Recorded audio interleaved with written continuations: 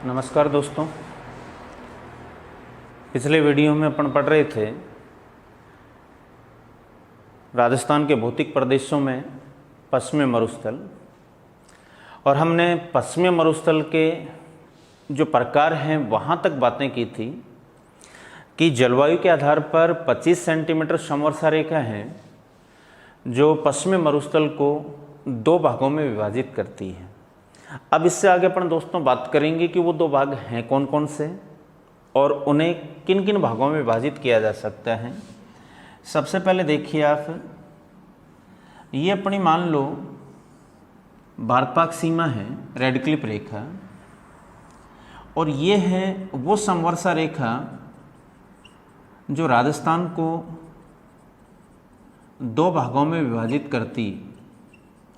इस 50 सेंटीमीटर समवर्षा रेखा के पश्चिम में भारत पाक सीमा तक ये जो भूभाग है यही अपना पश्चिमी मरुस्थलीय भूभाग है। उसका विस्तार किन किन जिलों में ये अपन चर्चा पिछले वीडियो में कर चुके हैं। इस पश्चिमी मरुस्थलीय भूभाग को एक समवर्षा रेखा है जो दो भागों में विभाजित करती है, और वो समवर्षा रेखा है 25 सेंटीमीटर समवर्षा रेखा। इस 25 सेंटीमीटर समवर्षा रेखा के जो पश्चिमी मरुस्थलीय भूभाग है जहाँ वार्षिक वर्षा 20 सेंटीमीटर या उससे कम होती है दोस्तों, उसको तो कहते हैं शुष्क मरुस्थल। और 25 सेंटीमीटर समवर्षा रेखा से 50 सेंटीमीटर समवर्षा रेखा के मध्य ये जो भाग है इसे कहते हैं अपन अर्ध शुष्क मरुस्थल, जहाँ वार्षिक वर्षा 20 से 40 सेंटीमीटर के मध्य होती है। अब हम पहले अध्ययन करें शुष्क मरुस्थल का।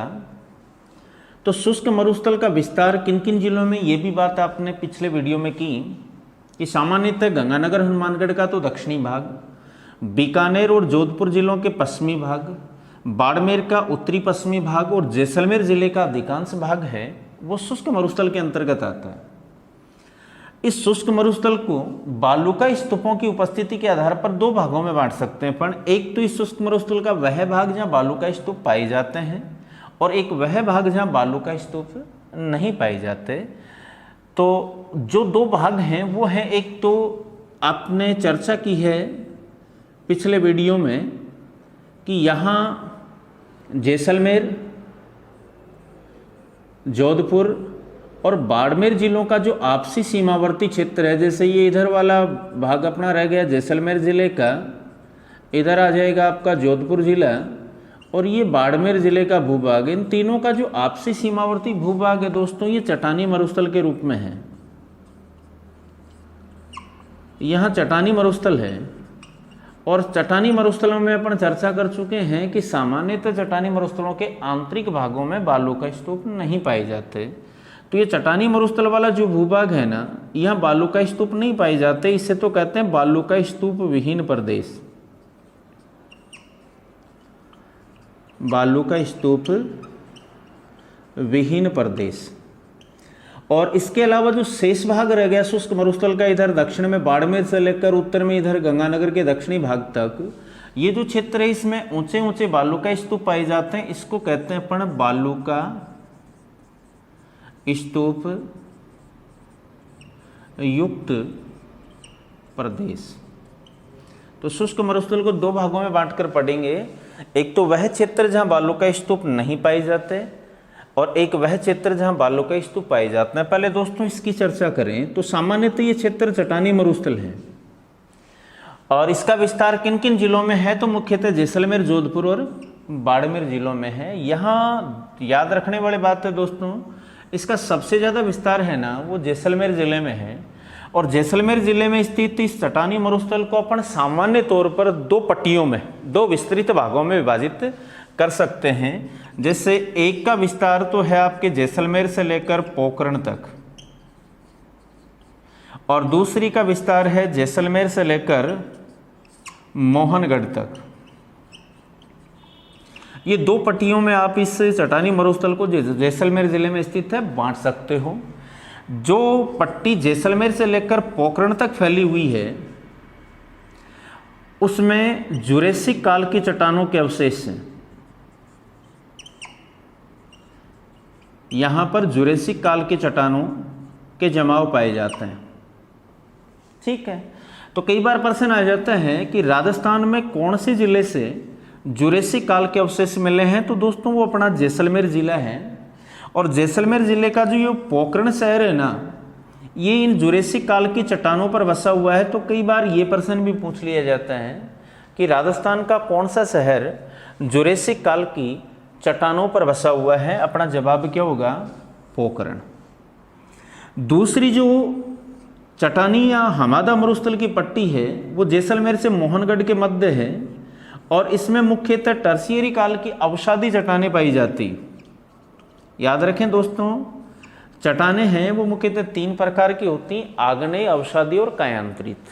आग्नेय चट्टान वो चट्टान होती हैं जिनका निर्माण सबसे पहले हुआ जो तप्त तरल मैग्मा के ठंडा होकर जमने से बनी, वो तो कहलाती हैं आग्नेय चट्टान। फिर उन आग्नेय चट्टानों के अपक्षय से जो विखंडित पदार्थ उत्पन्न हुए, उनके टूटने फूटने या विखंडित होने से उन टूटे फूटे विखंडित पदार्थों के, यानी वो ठंडे पदार्थ जो आग्नेय चट्टानों के विखंडन से उत्पन्न हुए हैं, उनके परत दर परत जमाव से जो चट्टानें बनती हैं वो कहलाती हैं अवसादी चट्टानें।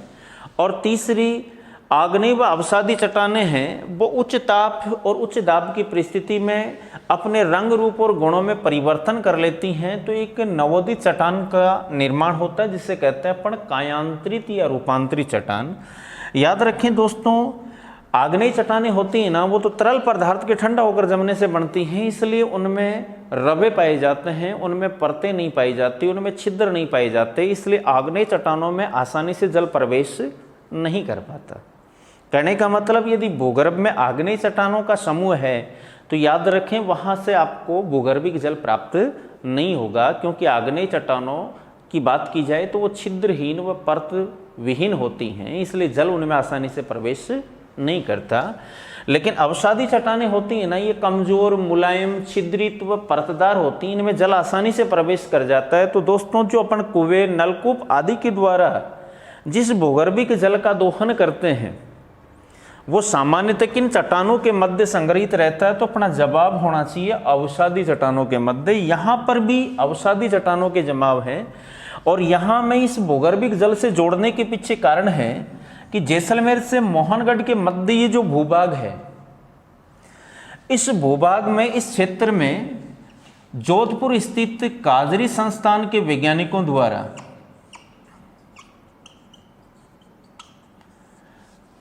काजरी का पूरा नाम होगा central arid zone research institute, अर्थात केंद्रीय शुष्क क्षेत्र अनुसंधान संस्थान या परिषद या केंद्र। काजरी के वैज्ञानिकों ने जैसलमेर से मोहनगढ़ के मध्य जो ये चट्टानी मरुस्थल वाला भूभाग था, यहाँ एक भूगर्भिक जलपट्टी की खोज की है। और दोस्तों, उस जलपट्टी को नाम दिया जाता है लाठी सीरीज। तो कई बार ये प्रश्न आ जाता है कि लाठी सीरीज क्या है, तो याद रखें लाठी सीरीज है ना, वो एक भूगर्भिक जलपट्टी है।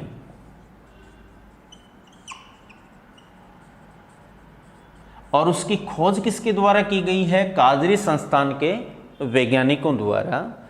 ये जो लाठी सीरीज है, इसकी अगर भूगर्भिक बात की जाए कि संबंध किस काल से है, कई बार प्रश्न आ जाता है, तो याद रखें दोस्तों, लाठी सीरीज का संबंध है ना, वो ट्रियासिक काल से। ये ट्रियासिक काल का उदाहरण है। जैसे जोधपुर में बाप बोल्डर है, आपका ये जैसलमेर का लाठी सीरीज क्षेत्र है, ये ट्रियासिक काल के प्रमुख उदाहरण हैं। अब सवाल यहाँ पर आता है कि इस भूगर्भिक जलपट्टी जिसका विस्तार जैसलमेर से लेकर मोहनगढ़ के मध्य है, उसका नाम लाठी सीरीज क्यों पड़ा।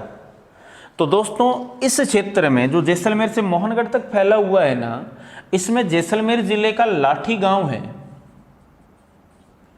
और उसी लाठी गांव के नाम पर इस भूगर्भिक जलपट्टी का नामकरण लाठी सीरीज किया गया है। ठीक है। अब देखिए दोस्तों, इस लाठी सीरीज क्षेत्र की अगर अपन बात करें तो इस लाठी सीरीज क्षेत्र और इसके आसपास स्थित जो भूभाग है, वहां पर कुछ पौष्टिक घासें उगती हैं, जैसे सेवण, धामण, करड़ जैसी घासें। और उन घासों का विस्तार इस शुष्क मरुस्थल में है, जिसके कारण उस भूभाग को मरुउद्यान के नाम से जाना जाता है। तो लाठी सीरीज में इसके आसपास स्थित वह भूभाग जहां सेवण, धामण, करड़ जैसी घासें हैं, वो भूभाग क्या कहलाता है? जवाब होगा अपना मरुउद्यान। और इसे मरुउद्यान उन घासों की उपस्थिति के कारण ही कहा गया है। ये जो मरुउद्यान है ना, इससे जुड़े हुए भी बहुत सारे प्रश्न अपने आते हैं। एक तो इस मरुउद्यान क्षेत्र और इसके आसपास का भूभाग, जिसमें जैसलमेर के अलावा बाड़मेर के क्षेत्र को भी शामिल करते हुए 3162.50 यानी 5 वर्ग किलोमीटर क्षेत्र में वर्तमान में अभ्यारण्य की स्थापना की गई है। और उस अभ्यारण्य का नाम है राष्ट्रीय मरुउद्यान, जिसका क्षेत्रफल 3162.5 वर्ग किलोमीटर है। और इस क्षेत्रफल के आधार पर यह राजस्थान का सबसे बड़ा अभ्यारण्य है। याद रखना दोस्तों, ये राजस्थान का सबसे बड़ा अभ्यारण्य है। इस अभ्यारण्य क्षेत्र की अपन बात करें तो यहाँ का जो मुख्य आकर्षण है वो राजस्थान का राज्य पक्षी है गोडावण। राजस्थान का राज्य पक्षी गोडावण सबसे ज्यादा जैसलमेर के मरुउद्यान क्षेत्र में पाया जाता है। वैसे तो गोडावण की प्रमुख जो आवास स्थानों की अपन बात करें, निवास स्थलियों की बात करें तो मुख्यतः 3 याद रखनी है आपको। एक तो जैसलमेर का ये मरुउद्यान क्षेत्र, एक मध्यवर्ती राजस्थान में अरावली में अजमेर जिले में स्थित सोखड़िया, और एक दक्षिणी पूर्वी राजस्थान में 12 जिले का सोरसन क्षेत्र। ये 3 प्रमुख अधिवास माने जाते हैं। जैसलमेर का मरुउद्यान क्षेत्र, अजमेर का सोखड़िया और 12 जिले का सोरसन क्षेत्र। याद रखें, इस हाड़ौती प्रदेश, हाड़ौती का मतलब कोटा, बूंदी, बारां, झालावाड़, इस हाड़ौती क्षेत्र में इस गोडावण को स्थानीय भाषा में मालमोरडी भी कहा जाता है। तो आगे अपन जब इसके बारे में बात करेंगे तो उपनामों की बात आएगी। तो मालमोरडी कहाँ कहा जाता है? वो उसी सोरसन क्षेत्र यानी हाड़ौती प्रदेश में कहा जाता है। ये गोडावण सबसे ज्यादा कहाँ मिलता है? तब अपना जवाब होगा मरुउद्यान। और सर्वाधिक संख्या होने के कारण इस मरुउद्यान को कहते हैं गोडावण की शरण स्थली। तो कई बार ये प्रश्न भी आ जाता है कि गोडावण की शरण स्थली किसे कहा जाता है? दोस्तों अपना जवाब होगा मरुउद्यान क्षेत्र को। और एक खास याद रखने वाली बात यह है कि यहाँ पर जो गोडावण पक्षी पाया जाता है ना, वो गोडावण पक्षी अपने अंडे इस क्षेत्र में उगने वाली सेवण घास में देता है। अंडे कहाँ देता है? तो अपनी जवाब क्या होगा? सेवण घास में। इसीलिए सेवण घास को है वो एक उपमा, एक संज्ञा दी जाती है गोडावण की प्रजनन स्थली। तो यहाँ पर दोनों उपनाम आप गौर से समझना। एक तो आता है गोडावण की शरण स्थली, एक आता है गोडावण की प्रजनन स्थली। शरण स्थली तो कहते हैं मरुउद्यान को, क्योंकि यह यहाँ सर्वाधिक संख्या में पाया जाता है। और सेवण घास को कहते हैं गोडावण की प्रजनन स्थली, क्योंकि सामान्यतः गोडावण अपने अंडे इस क्षेत्र में पाई जाने वाली सेवण घास में देता है। ठीक है दोस्तों, अब इस सेवण से जुड़े जो महत्वपूर्ण क्वेश्चन है वो तो वनस्पति में पढ़ेंगे। अपन यहाँ मोटा मोटी बात करें तो जो सेवण घास है ना, इस सेवण घास को सूख जाए, यदि सूखी हुई सेवण घास की बात की जाए तो सूखी हुई सेवण घास को दोस्तों कहते हैं लिलोण। ये भी प्रश्न कई बार आ जाता है कि सूखी हुई सेवण घास को क्या कहा जाता है। फिर यहाँ दूसरी पौष्टिक घास की बात की थी, वो थी धामण। दोस्तों इस धामण घास में कैल्शियम प्रचुर मात्रा में पाया जाता है, और उस कैल्शियम की प्रचुरता के कारण ही इस धामण घास को है ना वो दुधारू पशुओं के लिए पौष्टिक माना जाता है, क्योंकि सामान्यतः कैल्शियम की आपूर्ति के कारण दुधारू पशुओं में दूध की मात्रा बढ़ जाती है। तो धामण घास को किन पशुओं के लिए पौष्टिक माना गया? अपना जवाब होगा दुधारू पशुओं के लिए। और ये जिस क्षेत्र में मिलती है ना, यहाँ उस क्षेत्र का मुख्य दुधारू पशु है वो थारपारकर नस्ल की गाय है, जिसे आप मालानी भी कह सकते हो या थारपारकर नस्ल की गाय कह सकते हो। जो इसकी उत्पत्ति से संबंधित ये उपनाम है, क्योंकि कुछ विद्वान मानते हैं कि ये पाकिस्तान के थारपारकर क्षेत्र से उत्पन्न हुई है, इसलिए इसे थारी या थारपारकर नस्ल भी कहा जाता है। और कुछ विद्वान ऐसा मानते हैं कि ये जैसलमेर बाड़मेर का जो सीमावर्ती मालानी क्षेत्र है वहाँ पर इस नस्ल की उत्पत्ति हुई है, इसलिए इसे मालानी भी कहते हैं। तो यहाँ पर केवल इतना याद रखें आप तो कि जो मरुद्यान क्षेत्र है या जहाँ पर ये सेमण धामण जैसी घासें पाई जाती हैं उस क्षेत्र का मुख्य दुधारू पशु थारपारकर नस्ल की गाय है। अब देखिए धामण जो घास है ना, इस घास के कुछ औषधीय उपयोग भी हैं। जैसे आदिवासी लोग हैं वो चोट लगने पर जब खून का बहाव नहीं रुकता है, सामान्यतः वो हीमोफीलिया रोग के कारण ऐसा होता है कि रक्त का थक्का नहीं जमता है तो लंबे समय तक खून का प्रवाह होता है। चोट लगने पर जब रक्त का स्राव हो, उस रक्त स्राव को रोकने के लिए आदिवासी हैं वो इस घास का प्रयोग करते हैं। इसके अलावा इस घास का उपयोग है ना वो मधुमेह है यानी डायबिटीज जो रोग होता है आपका, उसकी औषधि के निर्माण में भी किया जाता है। अब ये जो आपका मरुद्यान क्षेत्र है इसी से जुड़े हुए अपन बात करें तो यहाँ का मुख्य आकर्षण तो दोस्तों चर्चा की अपन ने गोडाउन पक्षी हैं। यहाँ का दूसरा जो मुख्य आकर्षण है वो पीमड़ा है। और इससे जुड़े हुए प्रश्न भी पूछे जाते हैं कि पीमड़ा क्या है, तो याद रखें दोस्तों पीमड़ा एक पीले भूरे रंग का अत्यधिक विषैला सर्प है जो मरुद्यान क्षेत्र में पाया जाता है। ये इतना जहरीला होता है, इसके लिए ऐसा मानते हैं कि अगर ये हवा में भी जहर फैला दे फुंकार के द्वारा और वह श्वास के साथ सोते हुए व्यक्ति के शरीर में प्रवेश कर जाए तो व्यक्ति की मृत्यु तक हो सकती है। उस अत्यधिक विषैले सर्प को स्थानीय भाषा में पीमड़ा कहा जाता है। दोस्तों जैसा आपको पता है कि मरुद्यान क्षेत्र राजस्थान के उस भाग में है जो 25 सेंटीमीटर समवर्षा रेखा से पश्चिम की ओर है और यहाँ वार्षिक वर्षा है वो 20 सेंटीमीटर या उससे कम होती है, यानी वार्षिक वर्षा बहुत कम है।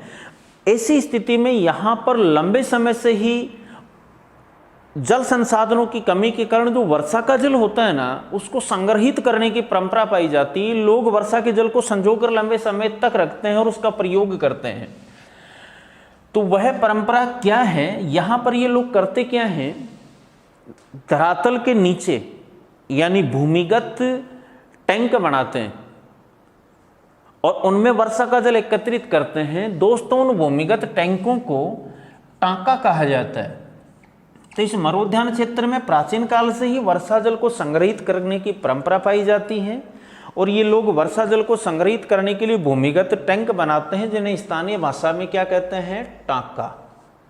इस मरुद्यान क्षेत्र में असंख्य टांके हैं क्योंकि ये बहुत विस्तृत भूभाग है। 3162.50 वर्ग किलोमीटर क्षेत्र में फैला हुआ राजस्थान का सबसे बड़ा वन्य जीव अभ्यारण्य है जहां लगभग 1300 गांव ढाणियों का निवास है। इस क्षेत्र में यहाँ पर समस्त मरुद्यान क्षेत्र में समान रूप से जलापूर्ति हो सके उसके लिए क्या किया गया है, ये जो भूमिगत टैंक है ना इनको भूमिगत पाइपलाइन द्वारा आपस में जोड़ा गया है ताकि सबका वाटर लेवल समान हो, अर्थात जल की आपूर्ति समान रूप से हो सके। और इन टैंकों को उस भूमिगत पाइपलाइन द्वारा आपस में जोड़कर इनका एक नेटवर्क, एक जाल बनाया गया है। दोस्तों कई बार ऐसा भी प्रश्न आ जाता है कि उस जाल को कहते क्या हैं, तो याद रखें उसे गजलर कहते हैं। क्या कहा जाता है उसे, गजलर कहा जाता है। इसके बाद अगर अपन बात करें इस बालुका स्तूप विहीन प्रदेश की, तो इसी मरुद्यान क्षेत्र में है ना जैसलमेर का एक गांव है आकल गांव, और उस आकल गांव में प्राचीन वनस्पतियों के अवशेष यहां से प्राप्त हुए हैं और उन प्राचीन वनस्पतियों के अवशेषों को संरक्षण देने के लिए यहां पर एक काष्ठ जीवाश्म उद्यान की स्थापना की गई है जिसे वुड फॉसिल्स पार्क कह सकते हो आप।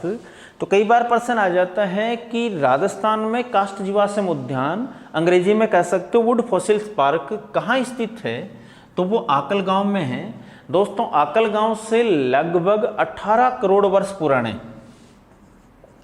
कितने पुराने, 18 करोड़ वर्ष पुराने कुल 25 काष्ठ जीवाश्म मिले हैं, अर्थात प्राचीन वनस्पतियों के अवशेष मिले हैं और उनको ही संरक्षण देने के लिए यहाँ पर वुड फॉसिल्स पार्क की स्थापना की गई है।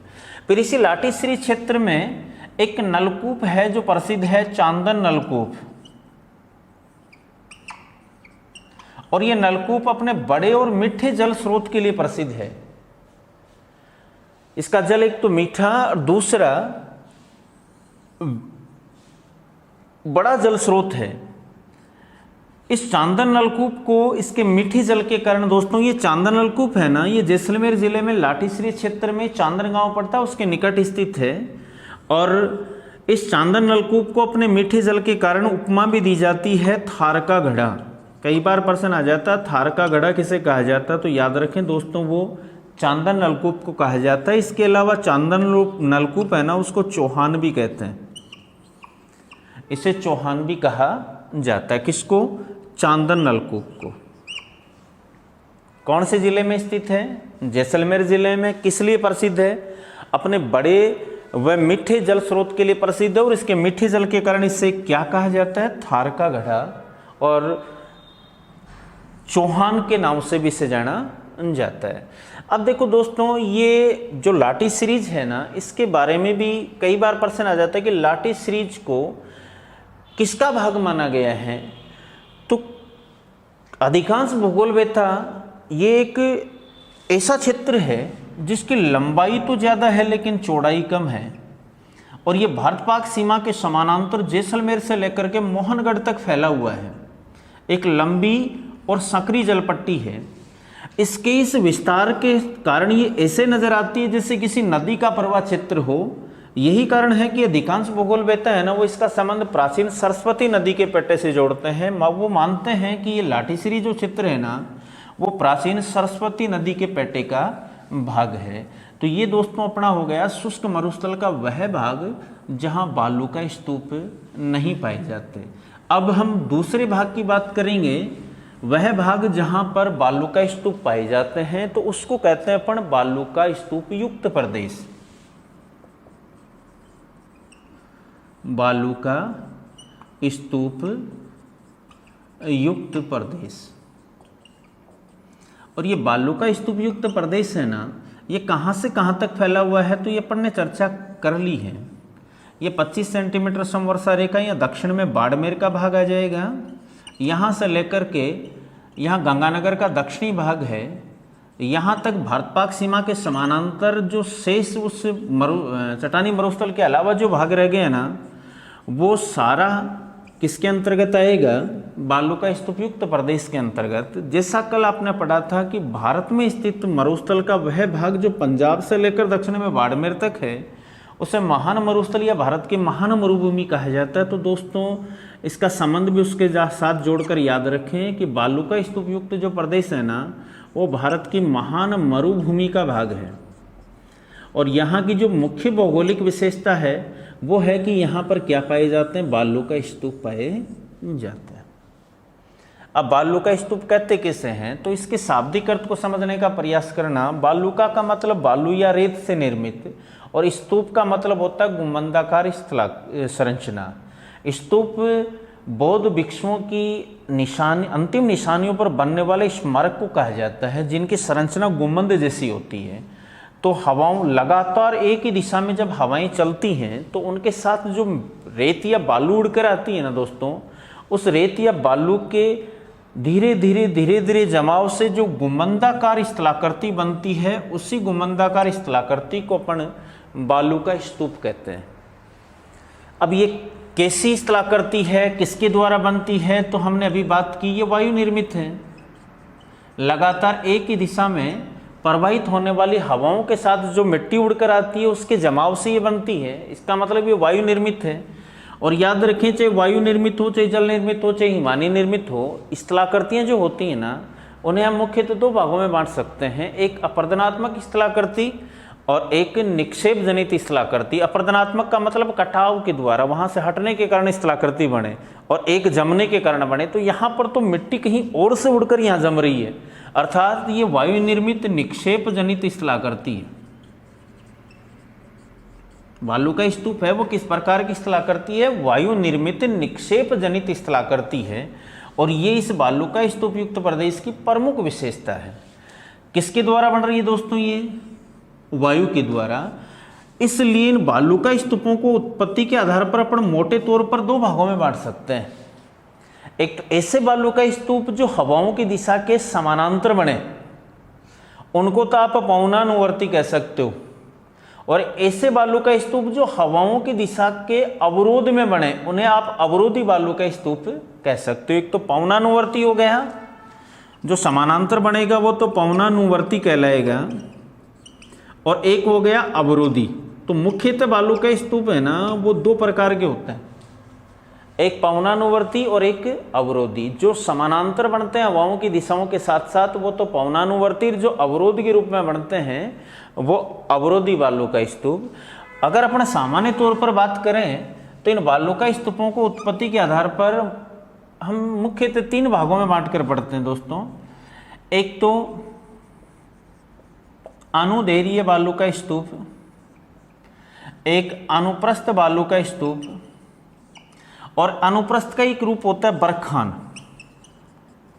जिसे अपन यहां अलग पढ़ लेते हैं। चलो, अनुदैर्घ्य बालुका स्तूप है वो पवनानुवर्ती को ही कहा गया है, यानी वे बालुका स्तूप जो हवाओं की दिशा के समानांतर बने, उन बालुका स्तूपों को अनुदैर्घ्य बालुका स्तूप कहा जाता है। दोस्तों, अनुदैर्घ्य प्रकार के जो बालुका स्तूप हैं वो सबसे ज्यादा जैसलमेर जिले में मिलते हैं।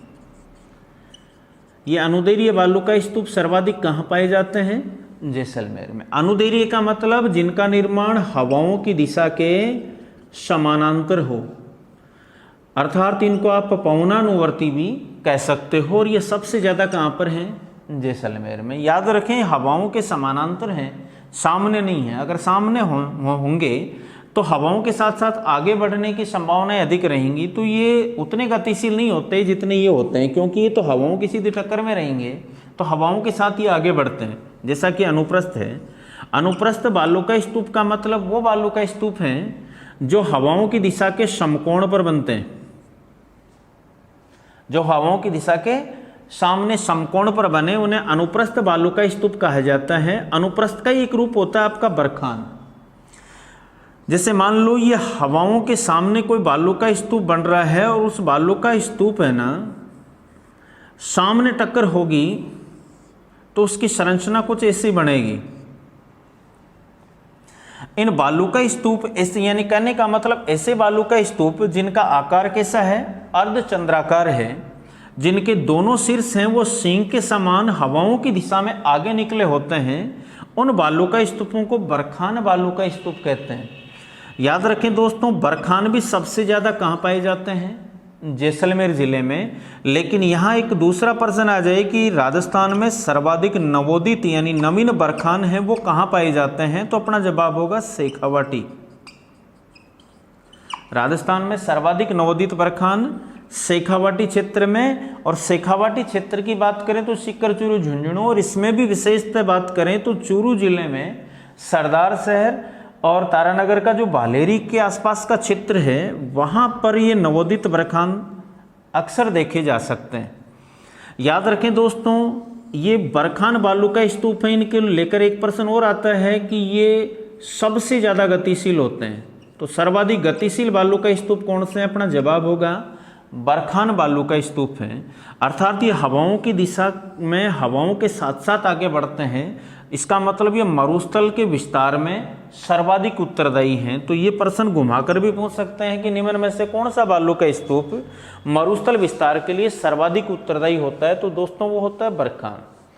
अब देखो, इसी से जुड़े हुए एक प्रश्न की बात करें। थोड़ी देर पहले अपने बात की कि जो बालुका स्तूप हैं वो कैसी स्थलाकृति है, तो ये वायु निर्मित निक्षेप जनित स्थलाकृति है, अर्थात तो वायु के द्वारा बनती है, और वायु के साथ उड़कर आने वाली मिट्टी जब जमती है तो उसके जमाव से, उसके निक्षेप से जो गुंबद जैसी संरचना बनती है वही बालुका स्तूप कहलाता है। तो याद रखें, मिट्टी का कटाव ज़्यादा होकर आएगा तब जमाव अधिक होगा, और मिट्टी का कटाव तब सर्वाधिक होगा जब गति अधिक होगी, और सामान्यतः उस समय दशाएं शुष्क होंगी। तो मुख्य रूप से अगर अपन बात करें तो प्रश्न आ जाए, मान लो कि राजस्थान में बालुका स्तूपों का सर्वाधिक निर्माण कब होता है, तो याद रखें दोस्तों, राजस्थान में हवाओं की सर्वाधिक तीव्र गति है ना, वो अप्रैल से जुलाई के बीच यानी मुख्यतः मई और जून महीनों में होती है, और उसी समय बालू का स्तूपों का निर्माण सबसे ज़्यादा होता है, अर्थात मरुस्थल का विस्तार भी सर्वाधिक उन्हीं महीनों में होता है।